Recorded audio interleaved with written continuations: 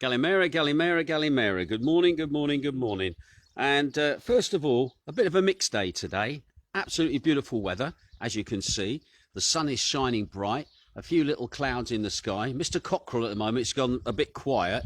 Unfortunately, last night we lost one of the little kittens. Mum's been doing a really good job, little sweetie has, and we knew that we may lose one of them because of the complications that she had with afterbirth and everything getting wrapped around them, and then she got a bit frightened by it and then was running all over the house with them attached to her tail basically. But anyway, after managing to do a bit of surgery on the Friday night, the little ones, two of them were okay, and the third one, which we were a bit concerned about, unfortunately passed away last night around about 10:30, 11 o'clock at night. Bless her. She's been really good actually, the mum. She obviously had a little sniff of the body. I'm gonna bury her. We've given a name. We think it was a girl, don't ask me why, but we decided to call it Spot because it had a little mark on its ear, and Jane doesn't like burying cats unless they've got a name, so we always give a name. So we're gonna bury her today somewhere in the garden with the others at the moment, where we normally bury the cats. You can't see it very easily because of all the big daisies that are grown up in that area around that location. But anyway, we're going to crack on and bury her after the broadcast probably. So there you go. But anyway, as you can see, it's a beautiful day today. Absolutely glorious. There is a little bit of a wind, which is a little bit chilly, but it was bitterly cold last night. I've got to be honest, bitterly cold last night. But all in all, yeah, we can feel summer is on the way, and obviously, yeah, we're getting that bit closer. We were just commenting that it would be Jane's final week in a normal year, before she'd be going back to work probably around about the 17th of April, getting ready for the season. But again, like everybody else, we haven't got a clue what's going to happen, what's going to go on. We're just like everybody else, just waiting to see what will be decided and to see what kind of a season that we will have. But anyway, let's crack on with the news. There has been a lot going on here on Zakynthos within the last 24 hours. And unfortunately, we also have to report that we've also had a death from coronavirus here on the island. 88-year-old lady passed away on actually the Friday evening, but the news was only released yesterday. But anyway, I'll get round and I'll tell you all the stats and everything in just a tick.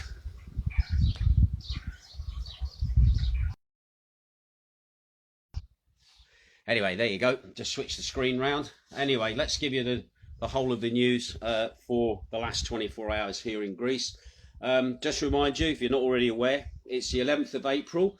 It's a Sunday, and it's day 157 here for us in lockdown in Greece, and God knows when that is going to end. Right, COVID stats for the last 24 hours are as follows, and now my mouse is not working. It's working for me now. I'm afraid that the numbers are going back up again. I did report to you the last time we had 2,747 new cases across Greece. Today, we've had 2,801 new infections. That brings the grand total now up to 293,763. Again, 51% of those are male. Anyway, there were 4 new cases identified at entries into the country. That's actually down on the day before, where there was 9 new entries. And according to the national statistics at the moment, there's been no new cases on Macardo. There's been no new cases on Kefalonia, and there's been 6 new cases on Corfu, and there's been 3 new cases on Zakynthos. Now, this is on the national stats.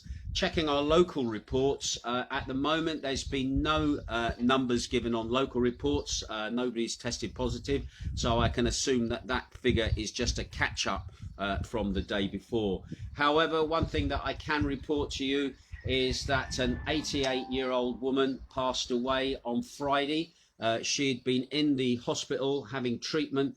I have a feeling, although this has not been confirmed, that she might have been the person who might have been in the ICU, but that has not been confirmed. But anyway, our condolences to the lady who passed away, 88 years of age, on Friday here in the hospital.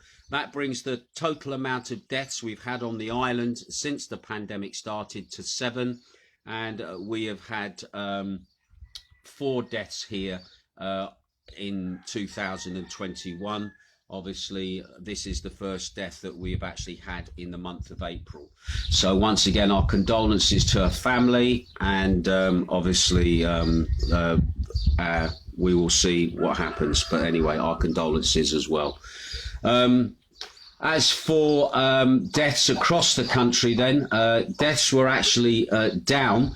We had 790 reported across the country. That has dropped down to 781, of which 495 are male, and obviously 286 were female.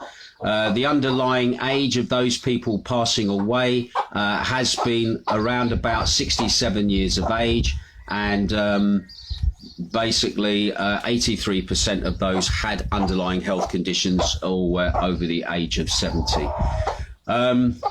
As for critical cases here in Greece at the moment, critical cases at the moment, unfortunately I've just messed that up, haven't I? Critical cases, sorry, I've given you the wrong figures there, I do apologise.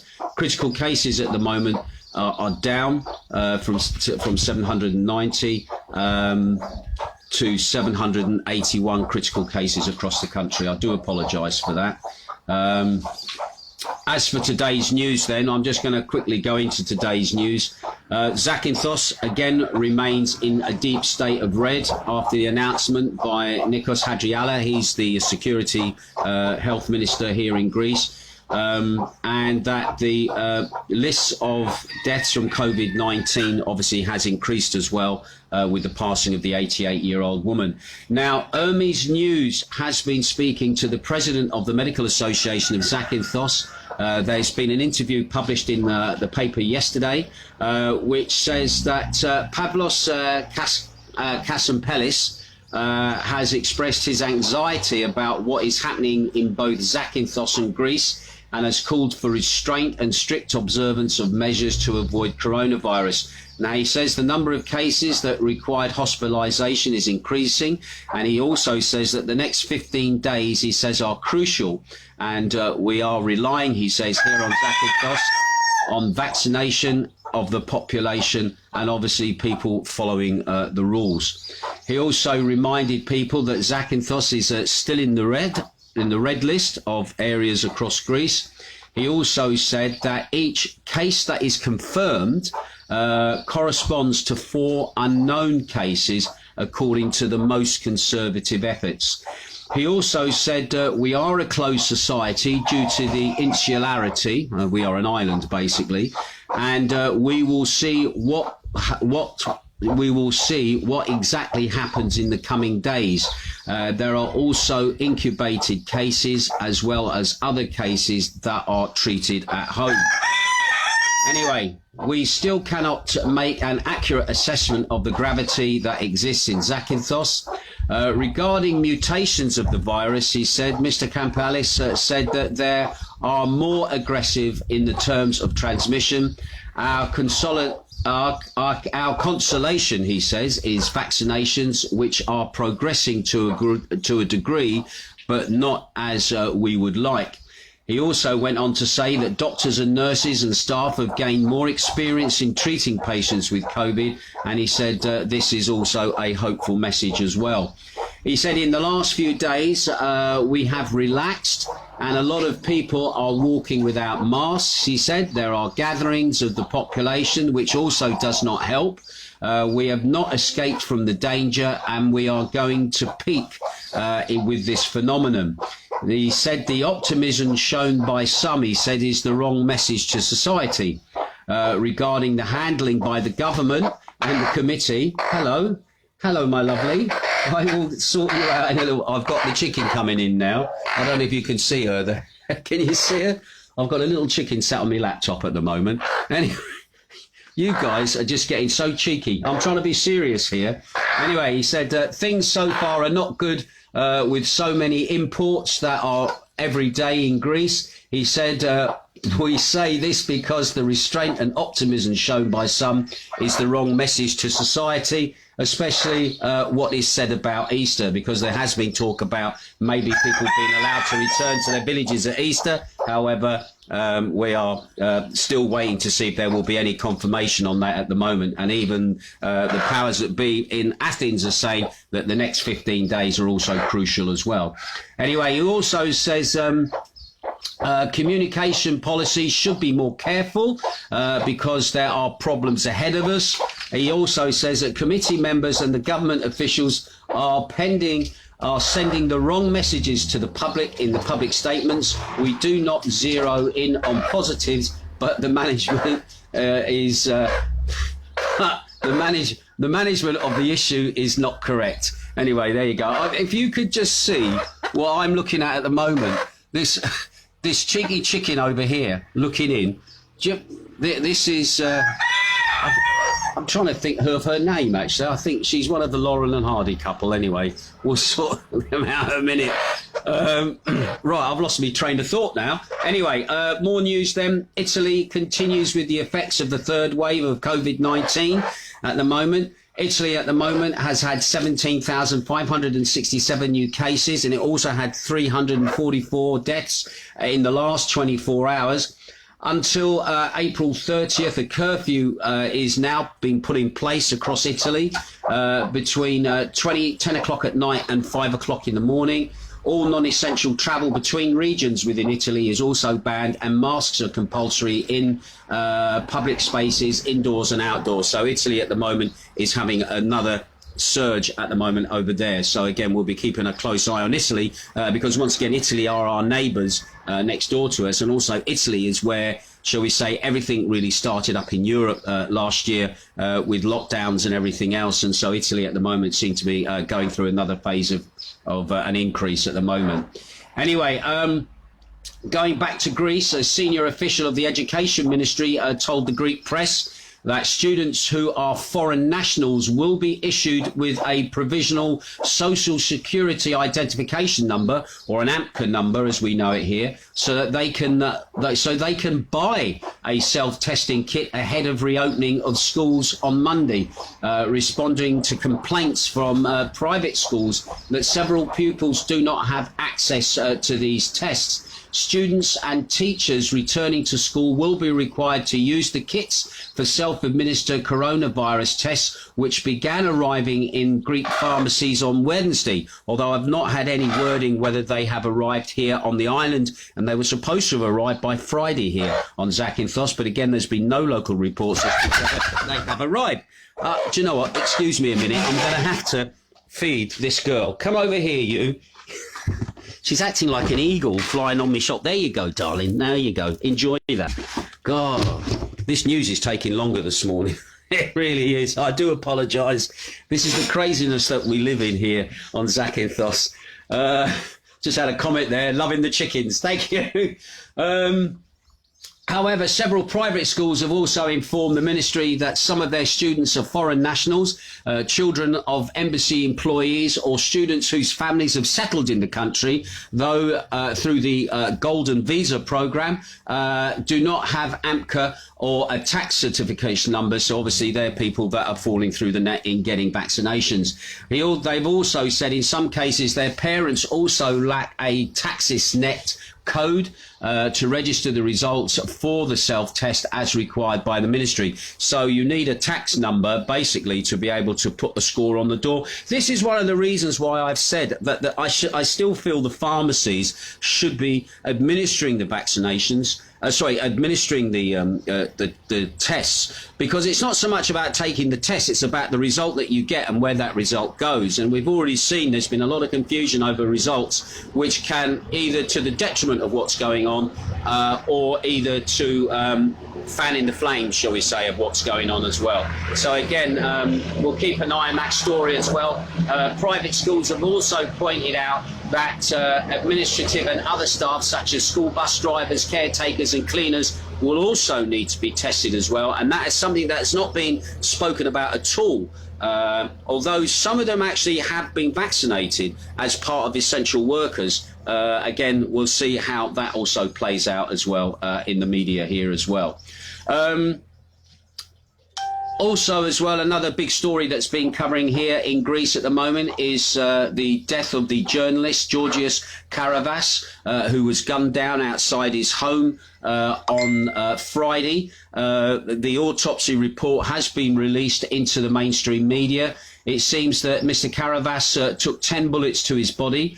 Speaking to state-run broadcaster Lefkis Amuru suggested that there was a link between the killing and also organised crime. He says there has been a series of suspected contract killings in the past 3 years, he said, pointing to an open war between rival gangs. Anyway, however, he stressed that it was all too early to make assumptions regarding the exact motives of Friday's execution-style murder.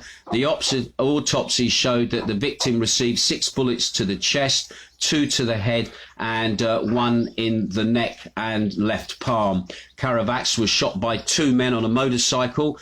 He also leaves a widow and a young child as well. And once again, a lot of journalists across Greece have come out in support of Karaivaz and his work that he did in undercovering organised crime, and also about the role that journalists play in society, in the fact that they are targets as well, because they bring the news of what is going on in certain areas, and they obviously end up becoming embroiled, and they're at risk and their families are at risk as well. So a lot of respect for journalists who give their lives to bring you the news as well.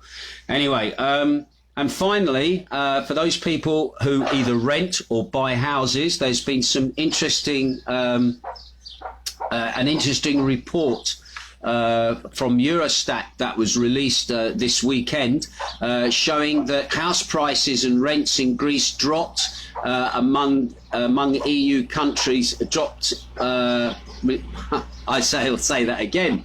Eurostat analysts released figures this weekend showing that Greece has had the biggest drop among EU countries in the period of 2010 to 2020 in the last decade. Now, the report that was released showed specifically that house prices dropped, believe it or not, by 28.1%, and that also rents dropped as well by 25.1%. However, the trend was not uniform in that period, and both house prices and rents have been going up recently. In most EU countries, prices and rents also went up despite everything that's going on. Now, the drops in house values were also registered, and besides Greece, Italy had one of the biggest drops in housing costs, dropping by 15.2%. Spain also had a 5.2% drop, and Cyprus had a 3.4%. The biggest price rise, believe it or not, was with Estonia at 112.8%. So life must be getting pretty good in Estonia at the moment. As for house rents are concerned, only Cyprus, which had a 4.1%, joined Greece in the decline of rents, and this was during obviously the decade of 2010 to 2020, but rents increased in Greece declined 40% in 2010 to 2012, which was obviously at the height of the financial crisis. However, they've been inching upwards since, without making up for the sharp loss. However, the Bank of Greece data, which also shows that house prices show a steady decline up until 2017, with a drop of nearly 42% and a recovery since 2019, prices went up by their statistics to 7.2% and 4.2% in 2020, despite the effect of the pandemic in the latter year. Now, the rise was still lower than the EU average, which was 5.7. So the decline in prices paralleled the steep drop in household income. Greece's per capita GDP, adjusted for purchasing power, was 67.4% of the EU's average in 2018, which was from 93.3% a decade earlier. So you can see a right drop of purchasing power there for people. The average household disposable income, this is the average household disposable income, which to me seems a lot, was around about 24,224 euros in 2010.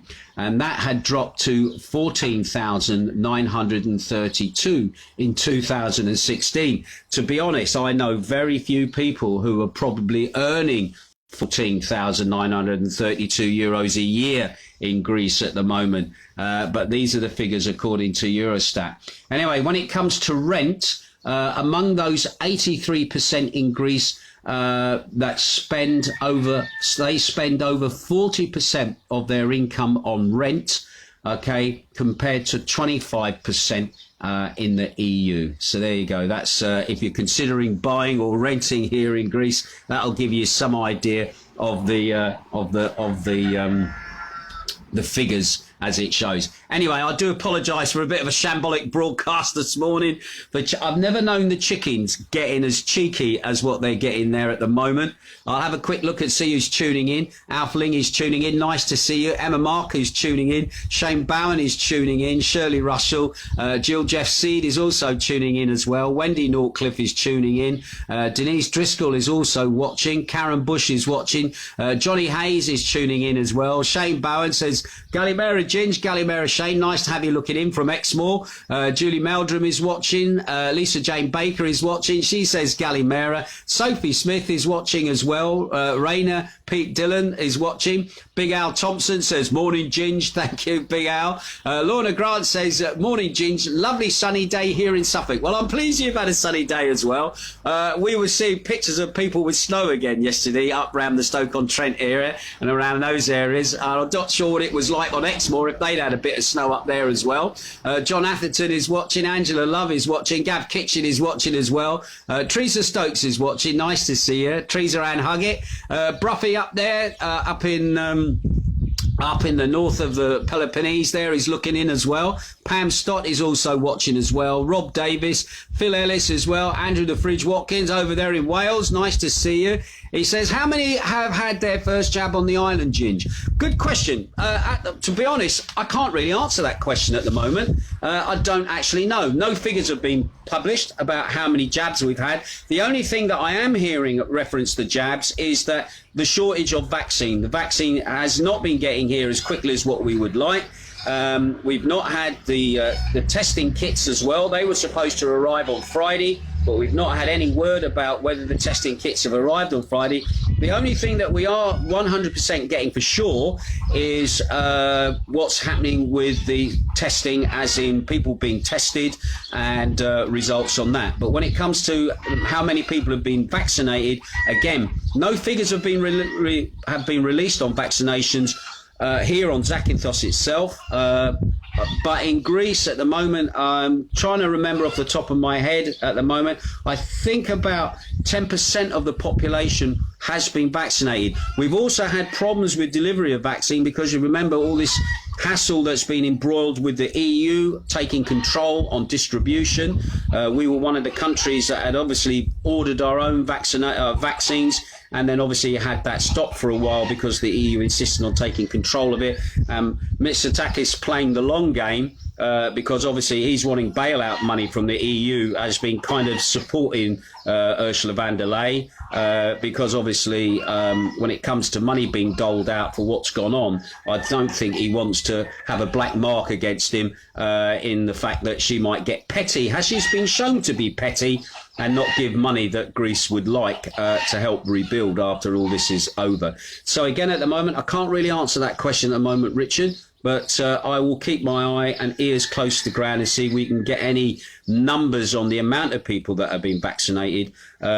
People are still making appointments for vaccination. I do know people who have been vaccinated or received the first dose. As you know, I haven't had it yet, even though I'm entitled, because I want to wait and see how things play out. And what's more, I want to see if they're going to blackmail us into having the vaccination in the first place. And also, the other point which loads of people are raising at the moment, I thought the vaccination was supposed to keep us safe. I thought the vaccination was supposed to work. And at the moment, you've got people being vaccinated told, oh, because you're vaccinated now, you can't spend time with your grandchildren in case you pass it on to them. So again, either it works or it doesn't work. A lot of money has been spent on vaccination. A lot of money has been spent on testing kits. And again, the interesting thing was when people have been asked to pay for things like that as well. It also beggars the question. A lot of people have already paid in their taxes that they're paying, the VAT that you're paying. You're already paying for it, and now you've been asked to pay again to actually receive it. So there are people making a heck of a lot of money out of all this pandemic. I know China said that they've had, I think, 24 new billionaires created over this last year and a half, basically all through offering PPE, vaccines, all other types of ancillary stuff surrounding this. So again, people are making a lot of money, and it will be us that are ending up paying for it at the end of the day in your taxes and even out of your pocket if you want to get it and you don't qualify for it, despite it having been bought initially through your taxes. Anyway, Susie Angus is also tuning in as well. Teresa Ann Huggett says, good morning. Andy Johnson is watching. Shane Bowen says, loving the chickens. Thank you, Andy. Matt Pritchard is also looking in as well. Catherine Ling says morning. Christopher Lloyd James, Julie White, Julie Cross. I'm just going to quickly flick through. There's loads of people tuning in. Big shout out to Dave Matthews. Thanks for tuning in the other night, mate, and all your little comments during the show.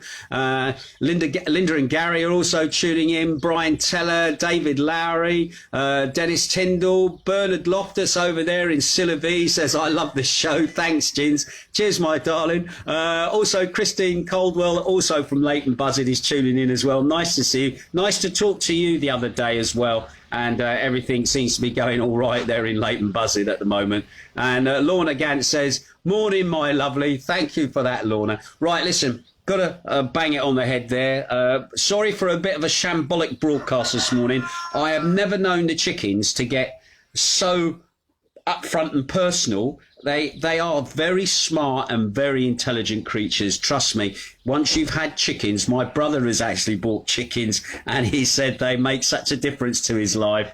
Again, they are characters in themselves. But anyway, I'm going to leave it here. I'll keep my ear close to the ground. Once again, can I just send my condolences to the family that lost their 88-year-old lady yesterday. Again, we'll see how things move forward. But at the moment, the weather here is shining. I've got to go and bury little Spot as well. That's another little job. And I will see you soon. All right? You take care. Have a lovely day. Oh, and somebody says, we have bantams. Oh, bless you. They're a form of chicken, by the way. Oh, yeah, we still eat chicken and we still eat the eggs. So don't worry about that. But we don't eat our own chickens. All right? There you go. Anyway, I'm going to go now. You have a lovely day. It's beautiful weather. Jane and I, we're probably going to do our constitutional stroll around the area because the weather is nice, and we're allowed to as well. Don't forget, book out on number 6, and you can drive to the beach and take a walk on the beach if you wish under the lockdowns. So anyway, Bernard says, plucking good. Thank you, Bernard. I will speak to you all again soon. You take care. Ta-ra.